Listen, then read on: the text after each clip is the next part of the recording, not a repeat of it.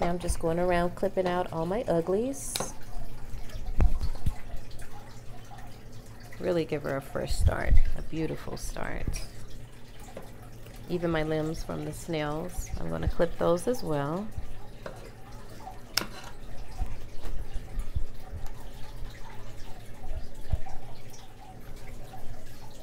I'm also looking at the direction of all the plants, making sure that they'll be able to bloom on out. Making sure no one is trapped.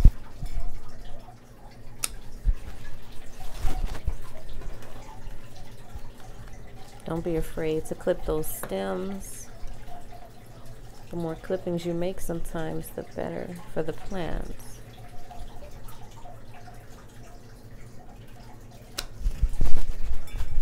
I'm gonna let her get established. I don't want to crowd that stick too much. I want air and sunlight to be able to pass through here. To give everyone a chance to rock and roll.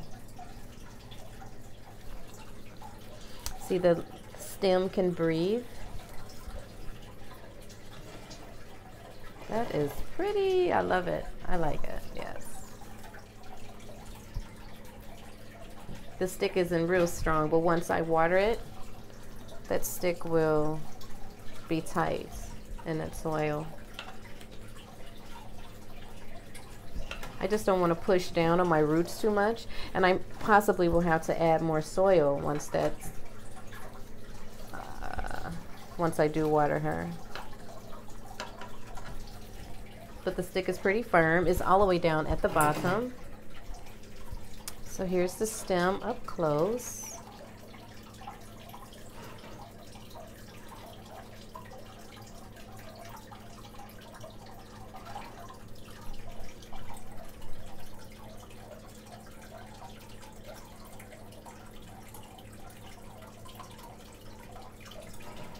Allow some air into on that stick there, around those stems that are all tight and twined against each other.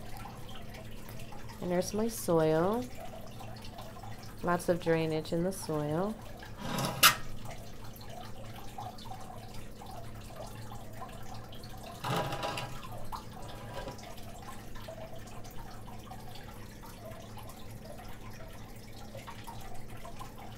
Look how those are twined against each other. I'm hoping they get enough air so they can continue to grow.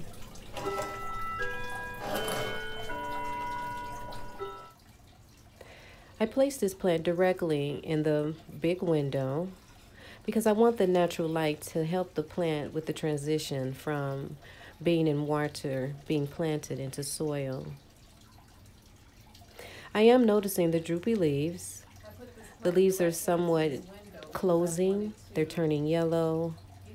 The red stem is having a slower time than the pothos transitioning. I have more red stem dying leaves than pothos. I haven't clipped any pothos leaves, mostly the red stem. And that is what I'm pointing out to you at this time. Okay, so now let's have an update on the mommy plants.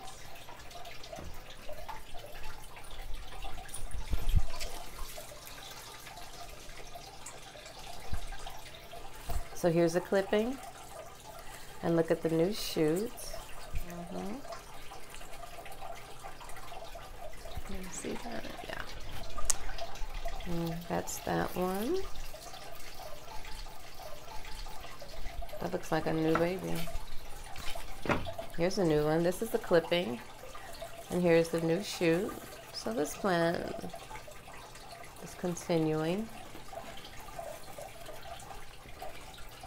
I got a few bad leaves here. I got a bad leaf down here, and I'm just going to make a clipping. And I've had a few bad leaves, and I just clip them off instead of pulling. You don't want to pull your plant's leaves off. You can tear your, rip along your stem.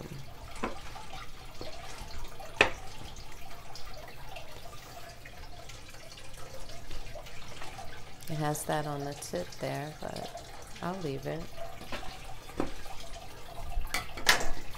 But overall, she's just continuing.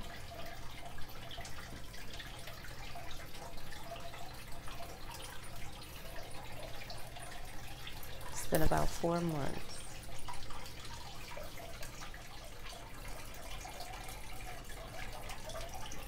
She's looking a little bit thinner on the stick because I've been making clippings.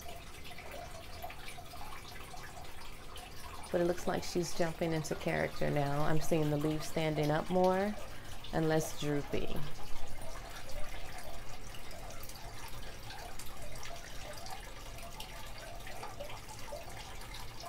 Especially these on the end. They're not drooping down. They were like that for a moment.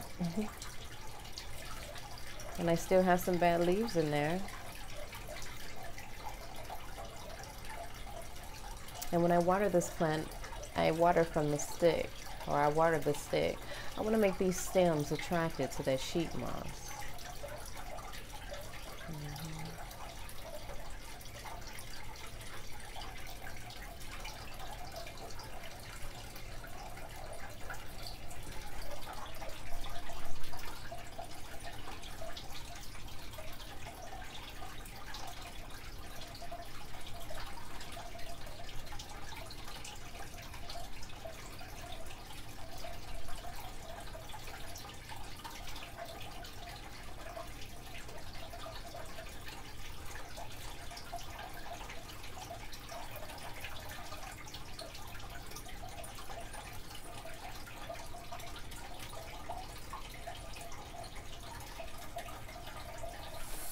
All right, so now we're at the sink where I do my waterings. And when I say I water it from the stick, this is what I do.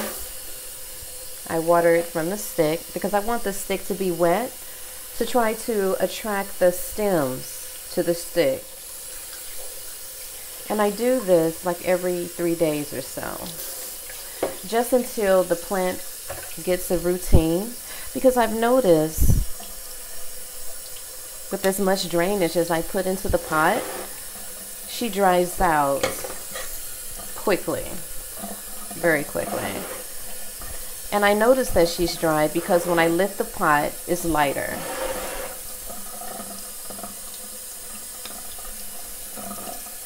And I'm still going around clipping off the dead leaves just so the plant can have energy and not have to give it to the leaves that are dying off. And also keep in mind, now that it's winter, I put a slight and a very small amount of hot water mixed in with my cold water so that I'm not putting ice cold water onto my roots. That would shock your plant. Be mindful of that. And that has been my care for her. I have not applied any fertilizer at this time. I just keep watering her about every 3 days until I notice all of her leaves are perking up, which is she's going in the right direction. All right, you guys, welcome back to Ragdown Planting. So I guess it's been about a month now since I've made this baby. Let me make sure you can see the top. Yes, okay. So now that I know that you can see the top, check out all my new growth at the top. All that is new growth, yes. But look down below. Down below, the red stem isn't doing so well. So I'm going to continue to make these clippings because I don't want to take any energy away from the plants that want to survive. Look, all of them are weak. And look how the leaves are like turned under. So eventually they're going to turn yellow. Yes. I wonder, since the stem is naked, should I just clip it at a lobe? This is a lobe. And the lobe is where plants will grow. So I think I may clip it here. Give that whole stem a chance to get its life back together. And look at these leaves here. Super weak, right? Look at this one, it's turning yellow. Clip that. Look at the pothos. The pothos just jumped right into it. The pothos had no problems at all. I think total, I had a couple of days where the leaf was just kind of hanging low, like droopy. But look how much they're standing up at this time. Yeah. But the red stem, she is having a slow time getting it back together. All these leaves here are ready to go as well. Look at that. They're not healthy at all. I don't know. Should I clip it? This one is broken. She has a healthy leaf here though. Should I clip it all the way down to the lobe and just let it begin over? I think I will. So she continues to lose leaves. And I just noticed that I'm only clipping the red stem. I'm not clipping my pothos. The pothos is doing swell. Look at that. So she stand out. You can really see the stick now. And as I water her, I continue to water from the stick. This piece up top, it needs to be clipped. Look at that. That weakness. But look at that new growth. Yes. I still have not fertilized this plant yet. No fertilizer yet at this time. And I was really shocked to see that the red stem didn't jump back to it. Those that are familiar with growing this plant knows that the red stem is just as easy to care for as the pothos plant, but she's having a hard time. I wonder, was it because I wrapped her around this stick? But the top is definitely showing some growth. So that tells me the stem continues to be alive. Well, later down the road, perhaps by this spring, this summer, I'll have more leaves and I can do an update on this plant.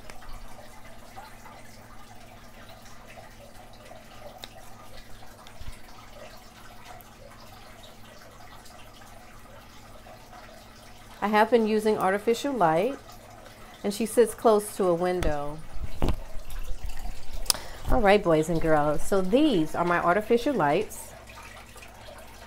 I've used this lamp for a couple of years now, a couple of falls, a couple of winters, and I noticed my indirect plants likes this lamp.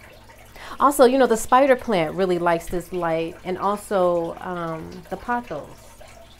I've noticed great growth when I place this lamp upon them.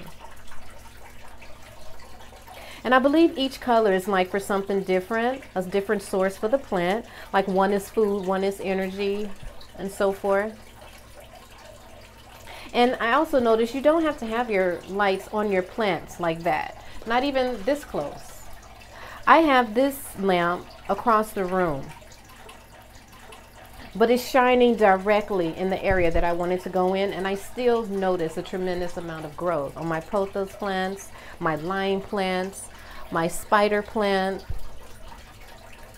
Yes, your heart philodendrons. Now this particular light, I have not used it for a full season yet, so I can't really give you my opinion about it.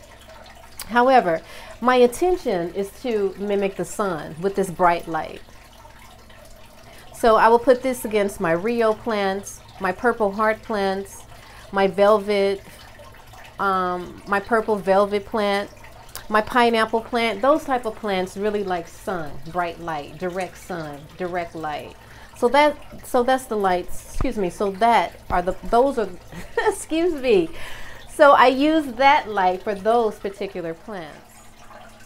My soil, the drainage is, so look how fluffy the soil is, because it has all that drainage in there. And if you watch the video from the beginning, you know there are a lot of roots in this pot, lots of roots. So it needs all that extra drainage.